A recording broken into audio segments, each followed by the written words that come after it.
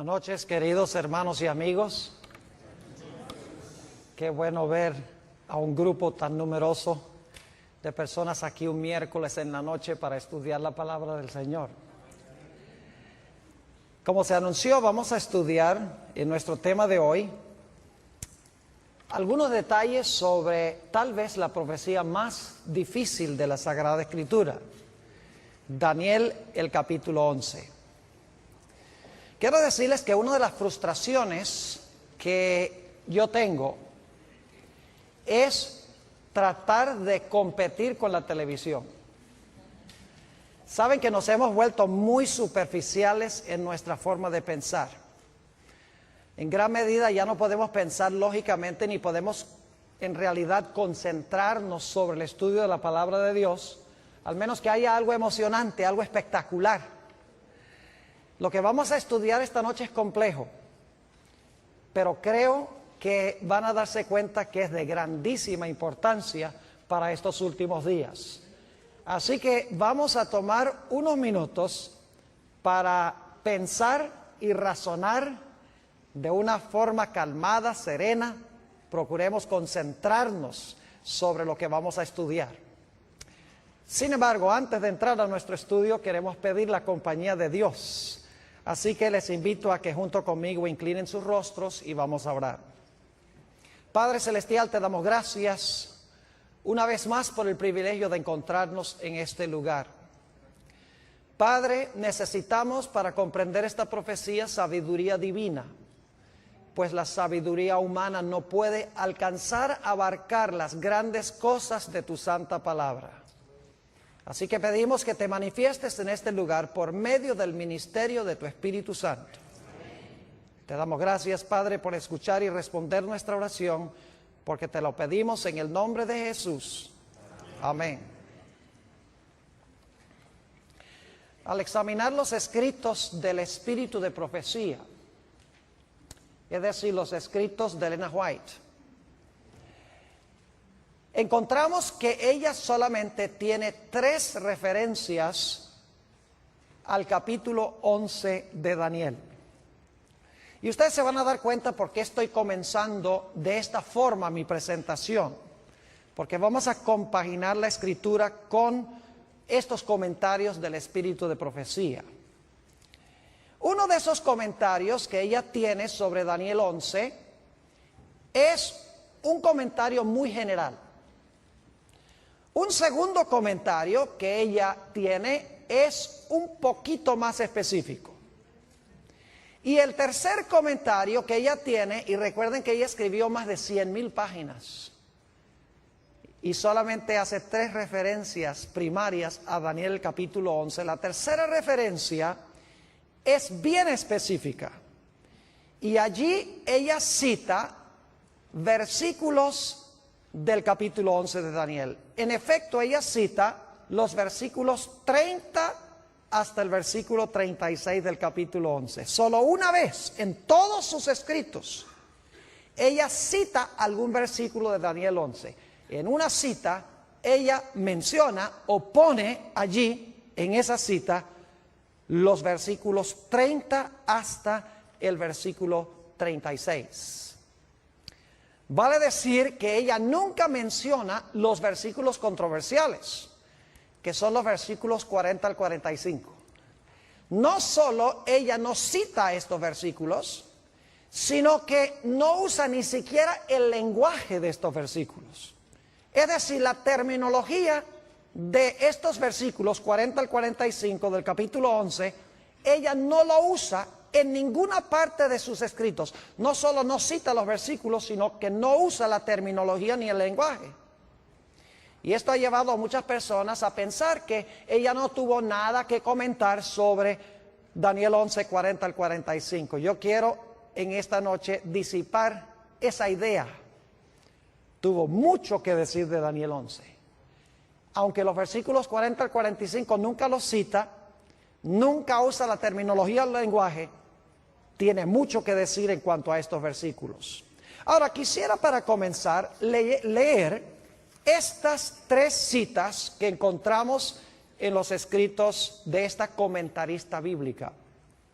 La primera cita se encuentra en Testimonios para los Ministros, un libro que ella escribió a los pastores, página 112.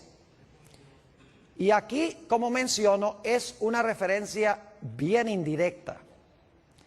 Dice allí, la luz que Daniel recibió de Dios fue dada especialmente para estos postreros días. Las visiones que recibió en las riberas del Ulai, ese es Daniel 8, recibió Daniel 8 al lado del río Ulai, y el Hiddekel, la visión de Daniel 11 la recibió al lado del Hiddekel.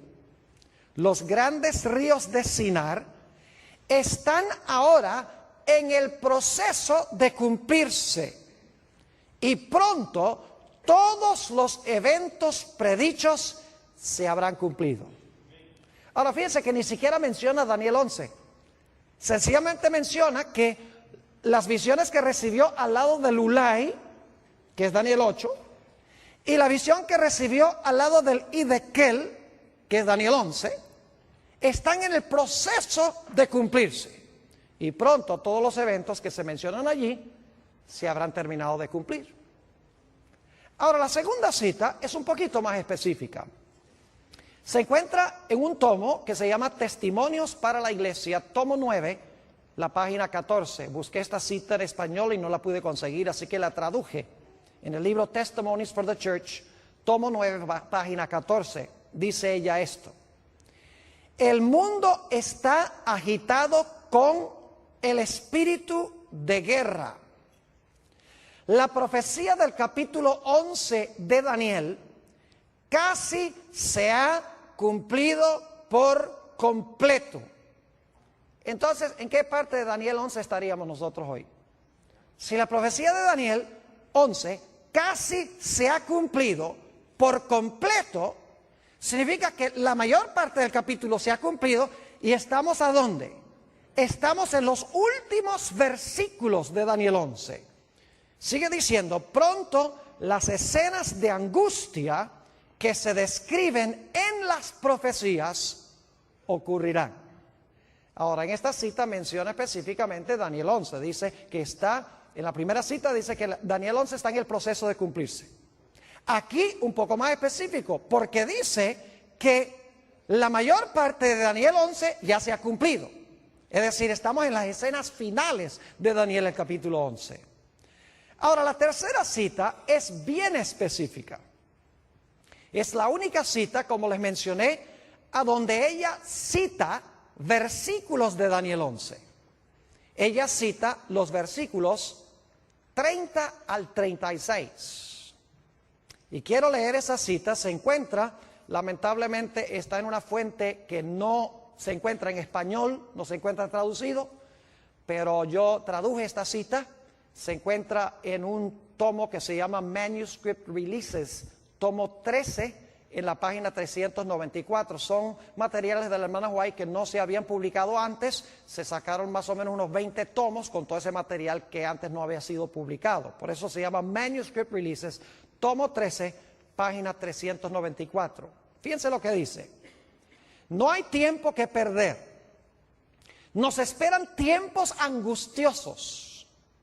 El mundo está agitado con el espíritu de guerra.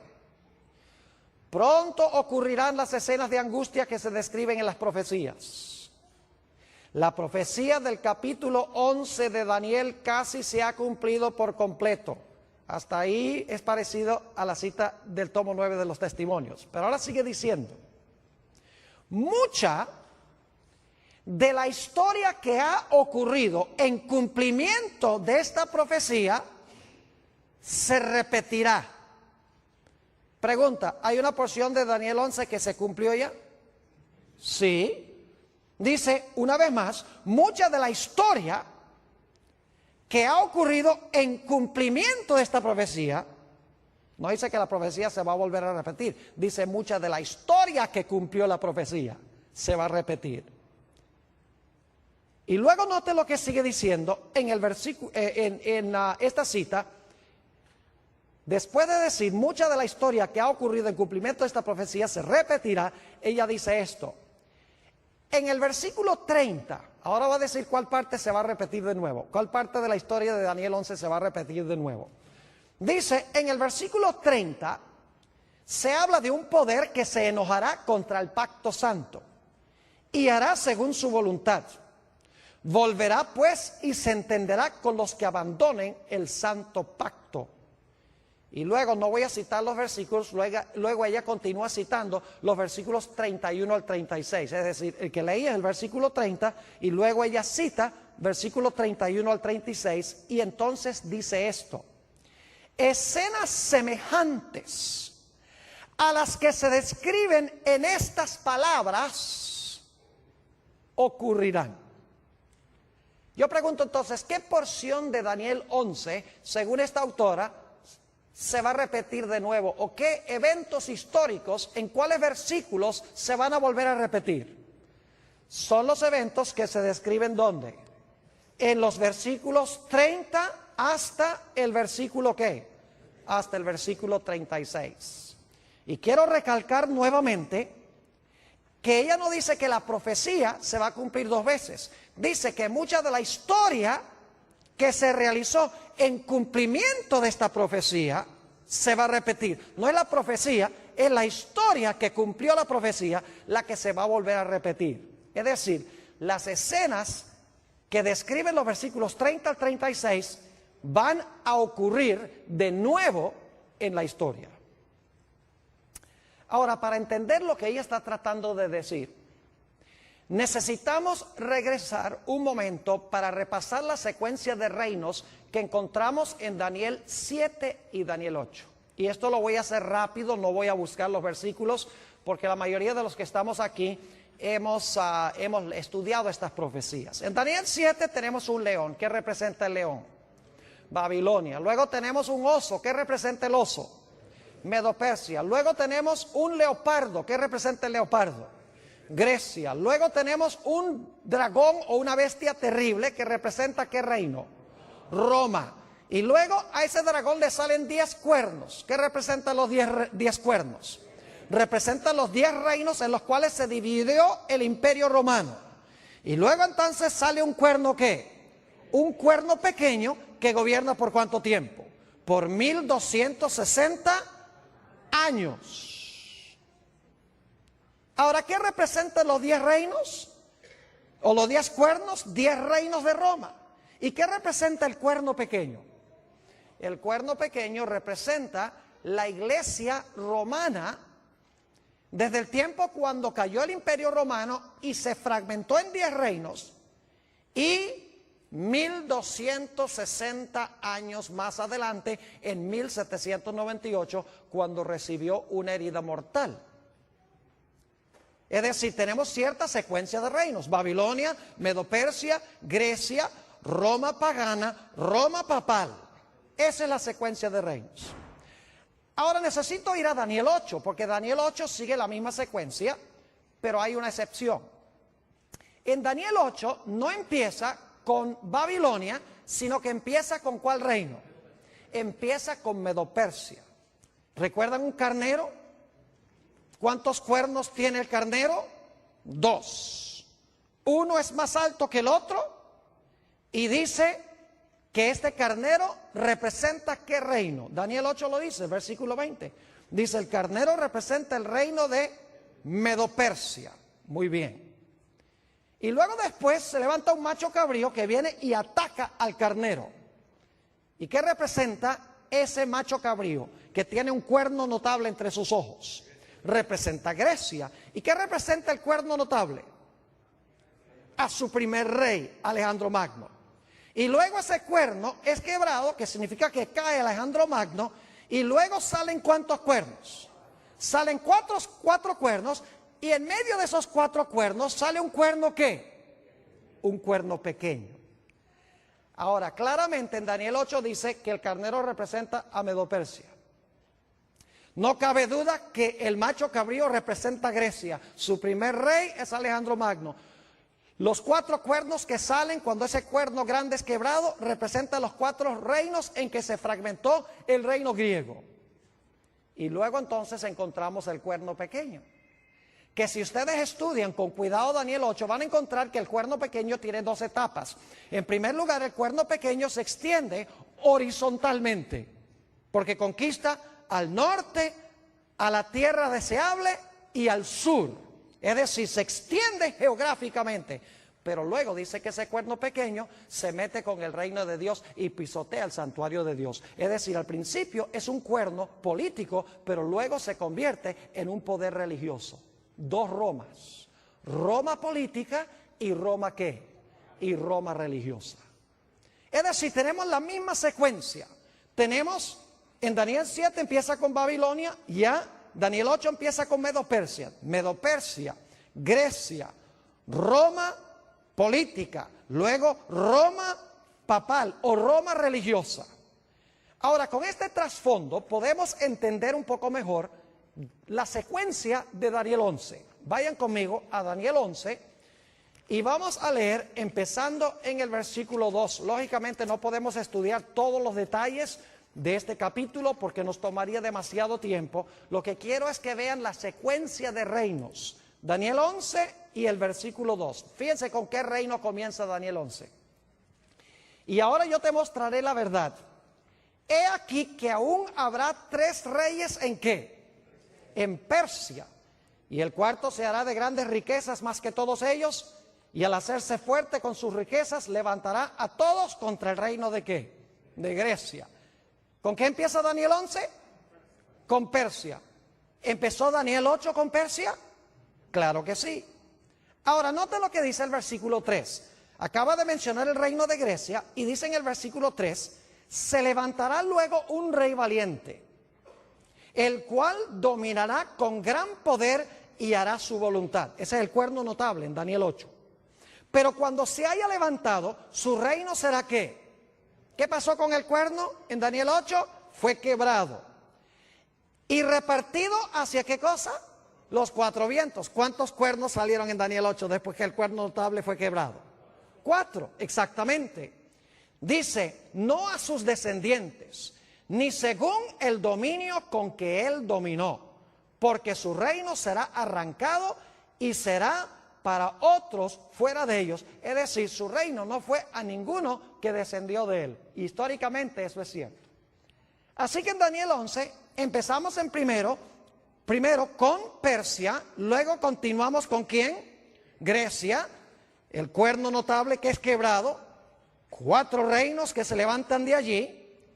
Y entonces quiero que noten cuál es el siguiente poder. Daniel 11 y el versículo 22, estamos saltando algunos versículos porque solo quiero que capten la secuencia de reinos. Daniel 11 y el versículo 22. Dice, las fuerzas enemigas serán barridas delante de él como con inundación de aguas.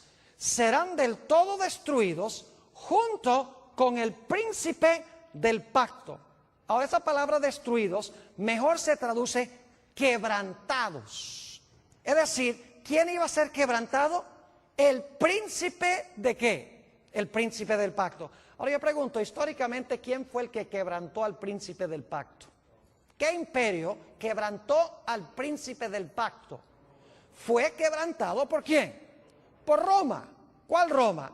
¿La Roma papal o la Roma pagana? La Roma pagana. Ahora yo pregunto, si Daniel 11 está siguiendo la misma secuencia de Daniel 8, ¿cuál esperaríamos que sería el siguiente reino? Tiene que ser Roma religiosa, ¿sí o no? Porque hemos visto Daniel 7, Babilonia, Medo-Persia, Grecia, Roma pagana, 10 reinos, cuerno pequeño. Hemos visto en Daniel 8 que comienza con Persia, luego Grecia, el cuerno notable, los 4 cuernos, luego entonces viene Roma en su fase política, luego entonces viene Roma en su fase religiosa. Daniel 11 tenemos lo mismo, tenemos a Persia, tenemos luego a Grecia, tenemos el rey notable, tenemos los 4 cuernos y luego entonces el poder que quebranta al príncipe del pacto, que fue Roma pagana. Es decir, el siguiente reino tiene que ser, ¿cuál Roma? Tiene que ser Roma papal, la Roma religiosa. Ahora vamos a Daniel 11 y vamos a leer aquí algunos versículos para que ustedes vean qué poder se describe aquí. el capítulo 11 y el versículo 31. Y se levantarán de su parte tropas, es decir, de parte de este poder que representa a Roma papal, que profanarán el santuario y la fortaleza, quitarán el continuo y pondrán la abominación asoladora. Yo pregunto, ¿es eso lo que hizo el cuerno pequeño en Daniel 8? Pisoteó el santuario, quitó el continuo, puso la abominación asoladora. Léanlo en Daniel 8. Fue lo que el cuerno pequeño hizo en su fase religiosa. Es decir, esto es paralelo al periodo del cuerno pequeño en su fase religiosa. Versículo 32, lástima, no tenemos tiempo de estudiar todo esto, porque cada detalle vale la pena estudiarlo. Dice, con lisonjas seducirá a los violadores del pacto, mas el pueblo que conoce a su Dios se esforzará y actuará. ¿Habrá un remanente fiel? Claro que sí. Versículo 33, y los sabios del pueblo instruirán a muchos, y por algunos días caerán. ¿Quiénes van a caer? Los sabios del pueblo, ¿verdad? ¿Y cómo van a caer? Dice, a espada, a fuego, en cautividad y en despojo. 4 métodos en que iban a caer los fieles de Dios. Y saben que si ustedes miran la Edad Media, van a encontrar que estos 4 métodos eran los que eran usados por la iglesia, empleando al Estado para perseguir a los que no estaban de acuerdo con las enseñanzas de la iglesia nominal de aquella época. ¿Han oído de que los mártires eran puestos en una estaca y quemados en la hoguera? ¿Han oído de que eran encarcelados, iban en cautividad? Y los valdenses, por ejemplo, dice la historia que los despojaron de sus propiedades, les quitaron sus propiedades. Es exactamente lo que se describe aquí, versículo 34. Y en su caída serán ayudados de pequeño socorro, y muchos se juntarán a ellos con lisonjas. También algunos de los sabios caerán para ser depurados y limpiados y emblanquecidos hasta el tiempo determinado, porque aún para esto hay plazo. Y ahora viene el versículo 36, que es vital. Habla del apogeo de este poder. Dice, el rey hará su voluntad y se ensoberbecerá y se engrandecerá sobre todo Dios, y contra el Dios de los dioses hablará maravillas y prosperará. Yo pregunto, ¿el cuerno pequeño habló grandes palabras contra Dios? ¿El cuerno pequeño persiguió a los santos de Dios? ¿Sí o no? ¿Y prosperó, según Daniel 7 y 8? Claro que sí, es el mismo poder aquí. Dice, hablará maravillas y prosperará hasta que sea consumada la ira, porque lo determinado se cumplirá. Del Dios de sus padres, es decir, los padres son los apóstoles, los fundadores de la iglesia. Del Dios de sus padres no hará caso, ni del amor de las mujeres, ni respetará a Dios alguno, porque sobre todo se engrandecerá. Es decir, se va a proclamar Dios en la tierra, este personaje. Versículo 38. Mas honrará en su lugar al Dios de las fortalezas, Dios que sus padres no conocieron, es decir, el Dios de la fuerza, el Dios del Estado, usando el poder civil. Lo honrará con oro y plata, con piedras preciosas y con cosas de gran precio. Es la misma descripción del traje de la grande ramera de Apocalipsis, el capítulo 17. Versículo 39, con un Dios ajeno se hará de las fortalezas más inexpugnables y colmará de honores a los que le reconozcan, y por precio repartirá la tierra. Todo este pasaje, los versículos 30 al 39, están describiendo el periodo del cuerno pequeño de Daniel 7 y el cuerno pequeño de Daniel 8 en su fase religiosa, el periodo de los 1260 años de supremacía de la iglesia romana. Ahora, ¿está clara la secuencia? ¿Entiende la secuencia? Persia, Grecia, Roma en su fase pagana, luego Roma en su fase ¿qué? En su fase papal. Pero yo pregunto, según las profecías, ¿cuántas etapas de dominio tiene el cuerno pequeño o la bestia, o en este caso el rey del norte? ¿Cuántas etapas de dominio tiene? A ver, díganme ustedes. Tiene dos. ¿Cuál es la primera? ¿Gobernó por cuánto tiempo? 1260 años. ¿Verdad que sí? Ahora, cuando cayó, después de los 1260 años, en 1798, terminado, ya no se levanta más nunca. ¿O se va a volver a levantar? ¡Oh, se va a volver a levantar! Porque Apocalipsis 13 dice que la bestia que gobernó 42 meses, que es lo mismo que los 1260 días, iba a recibir una herida, ¿qué? Mortal. Y por un tiempo iba a estar fuera de comisión. Y luego su herida de muerte se iba a ¿qué? Sanar, y nuevamente iba a gobernar ¿qué cosa? El mundo. Ahora podemos entender por qué Ellen G. White dijo que escenas semejantes a las del pasado se iban a repetir. ¿Me están entendiendo lo que estoy diciendo?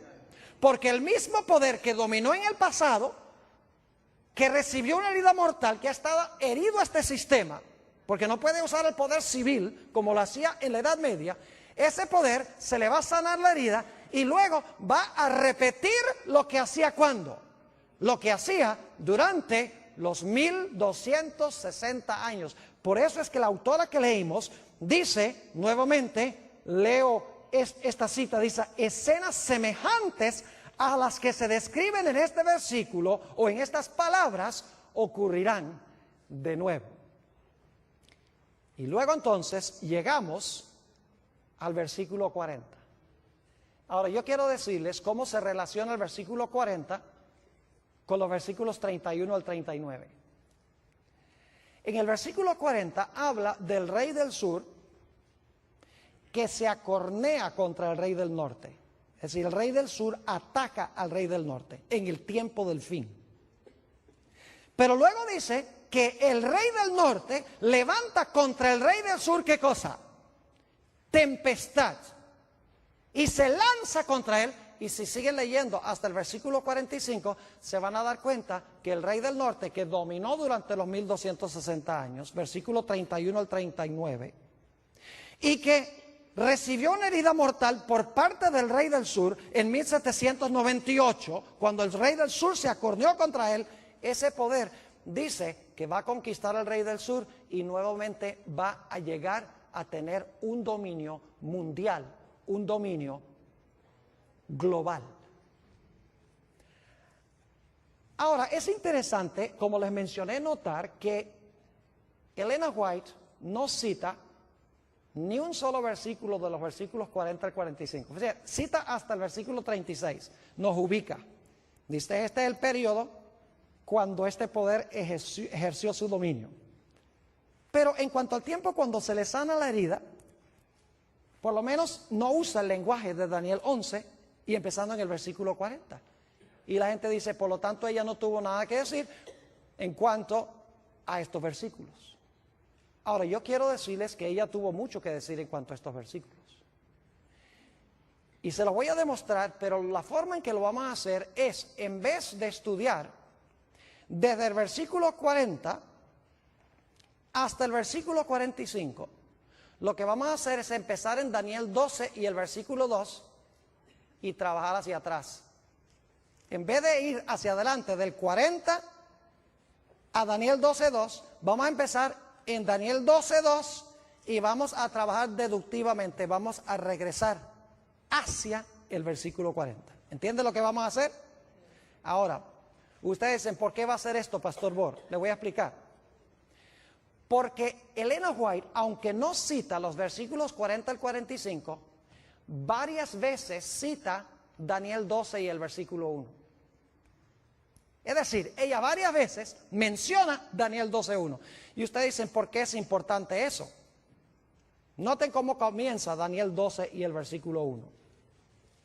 Dice, en aquel tiempo se levantará Miguel. La pregunta es, ¿en cuál tiempo se levantará Miguel? ¿A dónde buscaríamos el tiempo que se menciona aquí en el versículo 1? En aquel tiempo se levantará Miguel. Eso nos manda a regresar ¿a dónde? Al capítulo 11. En aquel tiempo se levantará Miguel. Así que si podemos saber a dónde Elena G. de White cita, porque cita también Daniel 12:2, si podemos saber dónde ella cita Daniel 12:2 y Daniel 12:1, entonces lo que viene antes de la cita de Daniel 12:1 debe ser el comentario sobre los versículos 40 al 45. ¿Me están siguiendo o no me están siguiendo? Ahora vamos a mirarlo. Tengo en mi mano este librito que se llama El conflicto de los siglos. Está bien usado. Y a propósito traje un ejemplar bien feo para que lo pongan en cámara, porque así debe estar el conflicto de los siglos de ustedes. No debe estar en papel celofán. Debe estar bien usado. Ahora, lo que yo quiero compartir con ustedes es extraordinario, porque va a mostrarles que Elena G. de White tenía más que sabiduría humana. Es increíble cómo ella compagina perfectamente con la profecía de Daniel 11 sin usar el lenguaje. Yo creo que ella misma tal vez ni sabía lo que estaba haciendo. Ahora escuchen bien, les voy a dar las páginas. En la página 695, y no voy a leer todas las citas, pero en la página 695 del conflicto de los siglos, ella cita Daniel 12 y el versículo 2. Ahora, ¿qué es lo que dice Daniel 12 y el versículo 2? Dice: y muchos de los que duermen en el polvo de la tierra serán despertados, unos para vida eterna y otros para vergüenza y confusión perpetua. En la página 695 del conflicto de los siglos, ella cita ese versículo. Ahora queremos trabajar un poquito más hacia atrás.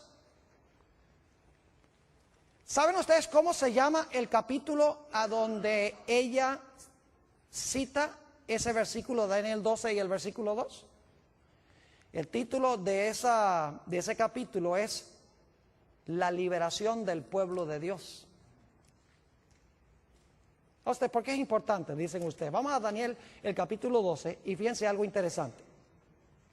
Dice: en aquel tiempo se levantará Miguel.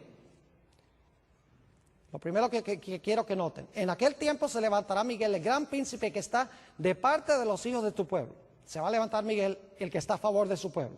Segundo, ¿y será tiempo de qué? De angustia, cual nunca fue desde que hubo gente hasta entonces. Número 2. Número 3, pero en aquel tiempo de angustia, tu pueblo será ¿qué? Libertado. Todos los que se hallaran escritos en el libro. Y luego número 4, dice: muchos de los que duermen en el polvo de la tierra serán despertados. 4 cosas. Se levanta Miguel, viene un tiempo de angustia, es libertado el pueblo de Dios. ¿Y qué? Y viene la resurrección especial. Ahora estamos trabajando no hacia adelante, sino hacia atrás. Vimos en la 695 que cita Daniel 12:2. Ahora, el título de ese capítulo, que comienza en la página 693, es La liberación del pueblo de Dios. ¿Por qué es importante eso? Porque es la última frase del versículo 1 del capítulo 12. En aquel tiempo será ¿qué? En aquel tiempo será libertado tu pueblo, todos los que se hallaren escritos en el libro. ¿Ven lo que estamos haciendo? Daniel 12:2. Luego la última parte de Daniel 12:1 está en la página 693. El título: La liberación del pueblo de Dios. Ahora, ¿qué viene inmediatamente antes de la última parte del versículo 1 de Daniel 12? Dice: ¿habrá tiempo de qué? Tiempo de angustia. Y antes del tiempo de angustia, ¿qué dice? ¿Se levantará qué? Se levantará Miguel. Así que vamos a trabajar un poquito más hacia atrás del capítulo de la liberación del pueblo de Dios. Si vamos al capítulo anterior, a la liberación del pueblo de Dios, a que no adivinan cómo se titula ese capítulo. ¿Y eso por qué? El tiempo de angustia. ¿Y saben con qué versículo comienza Elena G. de White el capítulo sobre el tiempo de angustia? Con Daniel 12 y el versículo 1. ¿Ven lo que estamos haciendo? ¿Sí entienden? Yo les dije que teníamos que pensar esta noche. Tenemos que usar lógica, tenemos que mirar la estructura. Página 695, Daniel 12:2. Página 693, el pueblo de Dios es libertado.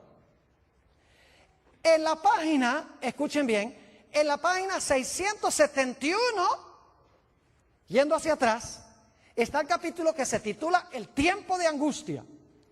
Y el capítulo comienza diciendo, en aquel tiempo se levantará Miguel, el gran príncipe que está por los hijos de tu pueblo, y será tiempo de angustia cual no hubo desde que existió nación. ¿Qué está pasando con Elena G. de White? ¿Tiene algo que decir sobre Daniel 12:2? Oh, sí. ¿Tiene algo que decir sobre Daniel 12:1? Lógico que sí. Ahora yo les pregunto, ¿a dónde esperarían ustedes conseguir los comentarios de Elena G. de White sobre Daniel 11 y el versículo 40 al 45? A ver, díganme ustedes, ¿a dónde esperarían encontrar los comentarios de ella sobre los capítulos anteriores o los versículos anteriores? ¿Tiene que ser antes de qué página? Tiene que ser antes de la página ¿qué? 671. ¿Sí están viendo lo que estamos haciendo o no? Como ella no tiene nada, no usa el lenguaje, ni cita los versículos 40 al 45, entonces nosotros tenemos que empezar con el versículo que sí cita. 12:2. Y luego la última parte del 12:1. Y luego la primera parte del 12:1. 695, 693, 671. Y esperaríamos que los comentarios de ella sobre el capítulo 11 estén en los capítulos anteriores al capítulo sobre el tiempo de angustia. Ahora quiero que vayamos a Daniel 11, no vamos a estudiar todo yendo hacia atrás, porque yo les digo que si hiciéramos esto, terminaríamos en el conflicto de los siglos, en el capítulo que se titula La Biblia y la Revolución Francesa. Pero claro, no podemos estudiar todos esos capítulos. Nada más quiero lanzarles la idea de cómo estudiar esta profecía. Ahora, noten lo que dice Daniel 11 y el versículo 44. Cuando el rey del norte está en su apogeo, cuando se le ha sanado la herida a la iglesia romana y está dominando el mundo, según la Biblia, dice que algo va a pasar. Versículo 44. Pero noticias del oriente y del norte lo atemorizarán. Otras versiones dicen que nuevas del oriente y del norte lo espantarán. ¿Y qué va a ser como resultado de esas nuevas que vienen del norte y del oriente? Dice, ¿y qué? Y saldrá con gran ira para destruir y matar ¿a qué? A muchos. ¿Captan lo que dice el versículo? Hay ciertas noticias que vienen del norte y del oriente que espantan al rey del norte, y la reacción de él es salir ¿a qué? Salir a matar y destruir. ¿A quiénes? ¿A todo el mundo?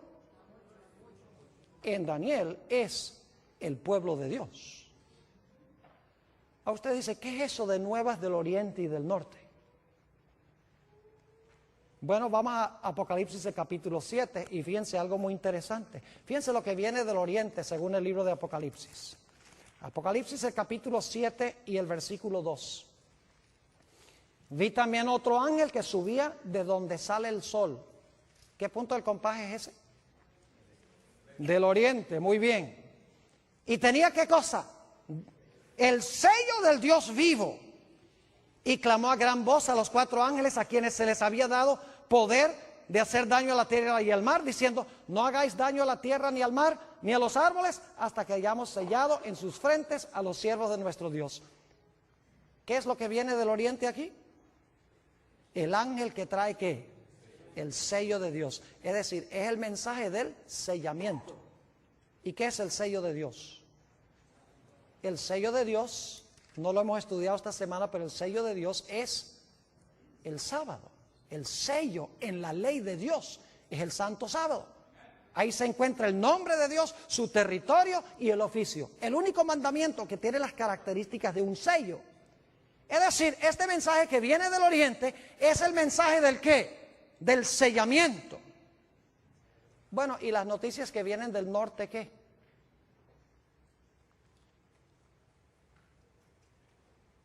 Ahora, nosotros generalmente pensamos en los puntos del compás. ¿Dónde queda el norte aquí? Que estoy un poquito desubicado.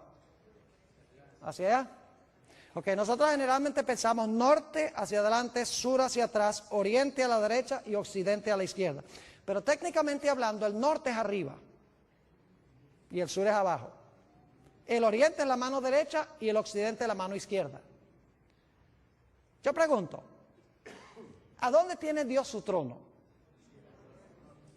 En el cielo. Pero específicamente, ¿en qué punto del compás según la Biblia? Cuando Lucifer quiso ocupar el trono de Dios, dice que quiso ocupar el trono de Dios a los lados ¿de qué? A los lados del norte. ¿Y Dios vive dónde? Ya hemos visto, vive en el cielo. Ahora noten Apocalipsis el capítulo 18. Apocalipsis el capítulo 18 va a hablar de la caída de este sistema religioso apóstata. Dice en Apocalipsis 18 y el versículo 1: después de esto vi a otro ángel descender ¿de dónde? ¿Qué dirección del compás es eso? Del norte, muy bien.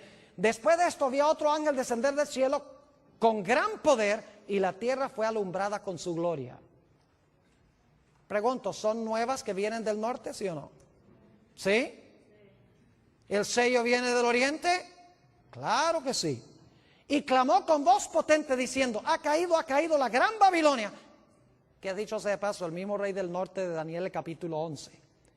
Y se ha hecho habitación de demonios y guarida de todo espíritu inmundo y albergue de toda ave inmunda y aborrecible. Es decir, este sistema religioso ha caído porque impone la marca de la bestia, mientras que Dios, ¿qué es lo que da? Su sello. Versículo 3: porque todas las naciones han bebido del vino del furor de su fornicación, y los reyes de la tierra han fornicado con ella, y los mercaderes de la tierra se han enriquecido de la potencia de sus deleites. Y ahora escuchen, esto es lo que especialmente espanta este sistema, no solamente porque se está predicando que el sistema ha caído, sino que se está llamando a los que están en el sistema a salir. Dice en el versículo 4: y oí otra voz del cielo que decía: salid de ella, pueblo mío, para que no seáis partícipes de sus pecados, ni recibáis parte de sus plagas. Yo pregunto entonces, ¿cuáles son las nuevas que vienen del oriente y del norte que espantan a este rey del norte humano que quiere usurpar el lugar de Dios? Es el mensaje de ¿qué? Del sellamiento, y el mensaje de que Babilonia ha caído, y la invitación de que los fieles de Dios salgan de ese sistema apóstata. Ahora, volviendo otra vez al espíritu de profecía, a que no adivinan cómo se llama el capítulo antes del capítulo que dice tiempo de angustia.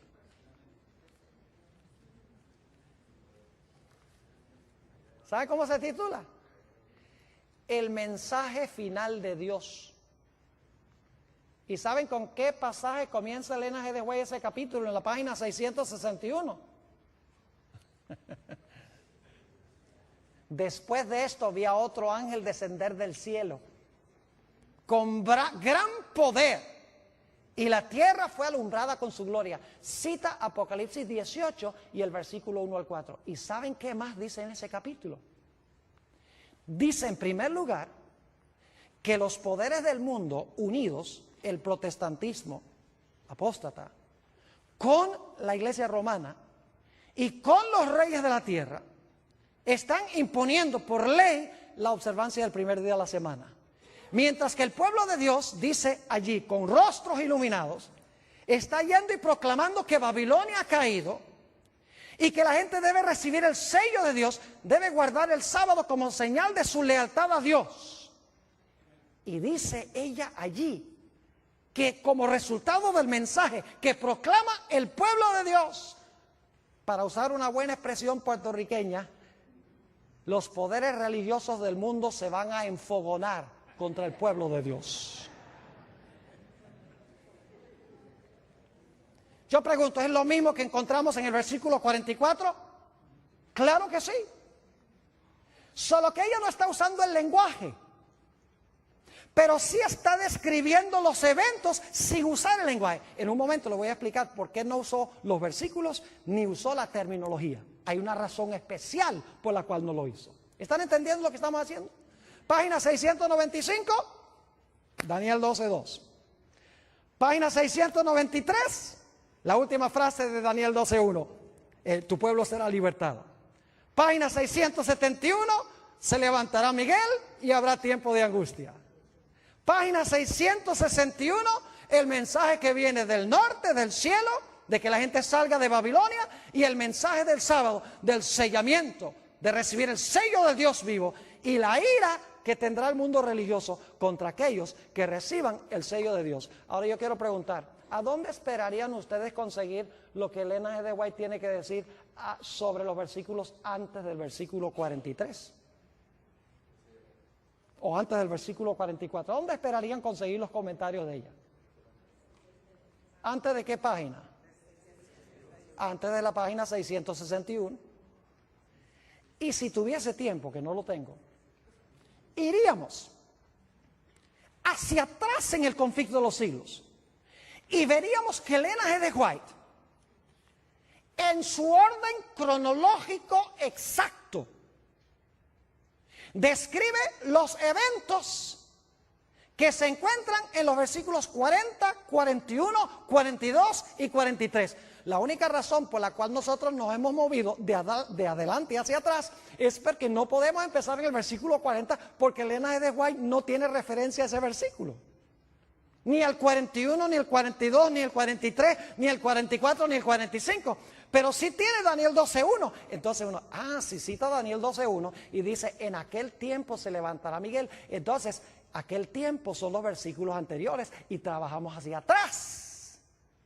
Y descubrimos que ella está siguiendo el mismo orden que encontramos en Daniel capítulo 11 sin emplear la terminología. Así que si ustedes quieren saber lo que significa la profecía de Daniel 11, lo único que tienen que hacer es empezar leyendo el conflicto de los siglos en el capítulo que se titula La Biblia y la Revolución Francesa, que es cuando el rey del sur, Francia, el ateísmo, se levantó contra Roma papal, llevó cautivo al papa y le quitó su poder civil, del cual no se ha recuperado todavía. Y luego siguen leyendo los capítulos y van a encontrar cómo ella describe que poco a poco este poder va a recuperar otra vez su trono.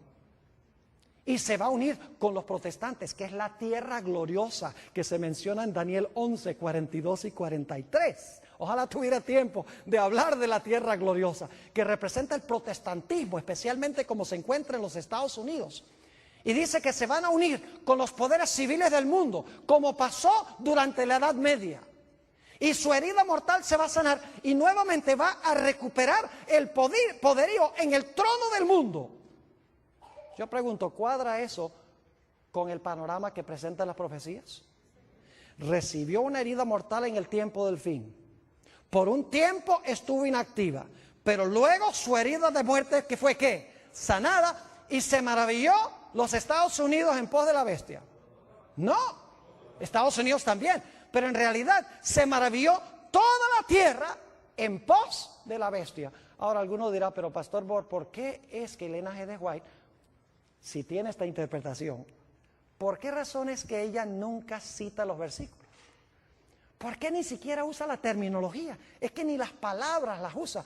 ¿Por qué es que ella describe los eventos sin usar las palabras simbólicas? Le voy a explicar. Porque en nuestra iglesia, alrededor del tiempo de los 1870, el editor de la revista adventista del Review and Herald era Uriah Smith. Y Uriah Smith, en esa década de los 70, cambió la interpretación de la iglesia adventista del Rey del Norte. Empezó a enseñar de que el Rey del Norte no era Roma religiosa, sino que era Turquía, que no cuadra con Daniel 11. Y el esposo de Elena G. de White, Jaime White, él decía, no es Turquía, es Roma religiosa, siguiendo la secuencia de los reinos en todos los capítulos. Queda claro de que el Rey del Norte es el mismo cuerno pequeño, es Roma papal. Y Jaime White y Uriah Smith se pusieron a pelear y estaban dividiendo la iglesia. Ahora, la hermana White sabía que esa profecía no era verdad presente para esa época, porque estaba lejos de los eventos que estamos viendo cumplirse en el mundo hoy. Esta profecía sí es verdad presente para ahora, pero en esa época no. En esa época, hace 120 años, hace 130 años, en realidad no era vital definir en ese momento quién era el Rey del Norte y dividir a la iglesia. Así que Elena G. de White dijo, voy a ser sabia. En vez de tomar la parte de mi esposo y que todo el mundo diga, claro, es el esposo. Porque ella sabía que el esposo tenía razón. Ella dice, lo que voy a hacer es describir lo que dicen esos versículos sin usar la terminología. Y algún día alguien inteligente va a descubrir lo que hice.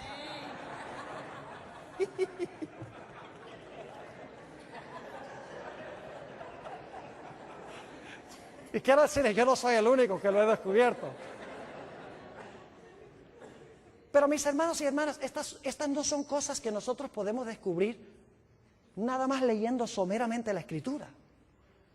Por eso les digo, la televisión ha arruinado en gran medida nuestra capacidad de pensar, nuestra capacidad de razonar, de pensar estructuralmente. Ya no lo hacemos, porque todo lo queremos digerido. Queremos ahí sentarnos a ver la telenovela, todo está ahí superficial. Y hemos dejado de razonar, de pensar, de luchar con los grandes problemas que presentan las profecías y las Escrituras. Yo pienso que puedo regañarlos porque esta noche es mi última noche. Ahora escuchen bien. Algunas personas preguntan, Pastor, ¿por qué Ellen G. de White no menciona a Islam en las profecías? Porque hoy en día hay algunos en la iglesia adventista que están encontrando a Islam, inclusive a un teólogo famoso de la iglesia adventista que está diciendo que el cuerno pequeño es Islam. Y bien famoso, no voy a mencionar su nombre porque esto va a salir al aire. Pero está diciendo que el cuerno pequeño es Islam. Porque como los musulmanes están en las profecías, están en la historia ahora, en las noticias, tiene que estar en la Biblia. Lo mismo hizo Uriah Smith en la década de los 1870, como Turquía estaba en las noticias, dice, hay que conseguir a Turquía. ¿Cuántas veces menciona Ellen G. de White a los musulmanes como cumplimiento profético en la última mitad del conflicto de los siglos? Ni una sola vez. Ahora, yo creo que lo que está pasando con los musulmanes puede precipitar el cumplimiento de profecías bíblicas, pero no es el cumplimiento de una profecía bíblica. ¿Me estoy explicando?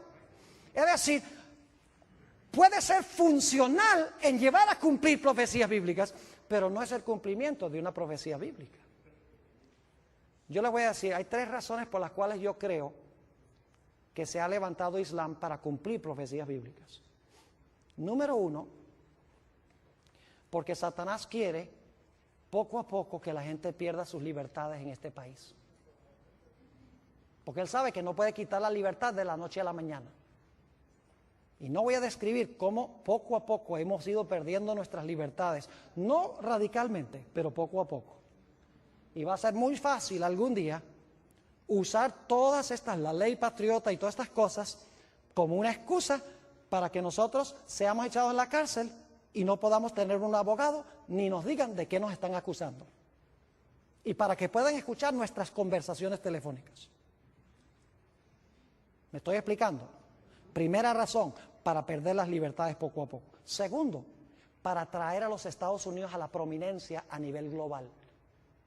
Porque eso es lo que Apocalipsis 13 dice que tiene que pasar. Los Estados Unidos tiene que, como decimos en inglés, flex its muscles. Porque es el país, es el poder prominente en Apocalipsis 13, unido con Roma papal. Y en tercer lugar, fíjense qué sabio es el diablo. El diablo yo creo que se va a morir por trasnochado, por estudiar las Sagradas Escrituras. Porque él estudia las profecías para ver cómo contrarrestar las profecías como las presenta Dios en la Biblia. ¿Saben ustedes que hoy en día la mayoría de las iglesias están mirando al Medio Oriente para el cumplimiento de las profecías? Irak, Afganistán, los palestinos, Israel, que se va a reconstruir el templo. Y todos están mirando allá. Y mientras tanto las profecías se están cumpliendo con Roma y con los Estados Unidos y nadie lo ve porque la gente está mirando a donde no es. Así que Islam es funcional en el cumplimiento de las profecías bíblicas, no cabe duda, pero no es el cumplimiento específico de alguna profecía bíblica. ¿Les ha quedado claro lo que estudiamos esta noche? Es sencillo, no es complicado. Mis hermanos y hermanas, apreciadas visitas, necesitamos, por el poder de Dios, sentarnos a estudiar las Escrituras profundamente. con oración. No conformarnos con lo superficial. No venimos a la iglesia a que nos entretengan o a gozar. Hoy en día esa es la moda en la iglesia. Ay, que me den mucha música y muchos adornos y muchas cosas. Creo en la música, gloria a Dios, es un apoyo. Pero nunca sustituyamos los adornos por el mensaje. Estamos viviendo en tiempos tremendos. Y ojalá que Dios nos ayude a entender estas profecías y que estemos en el lado correcto en el gran conflicto.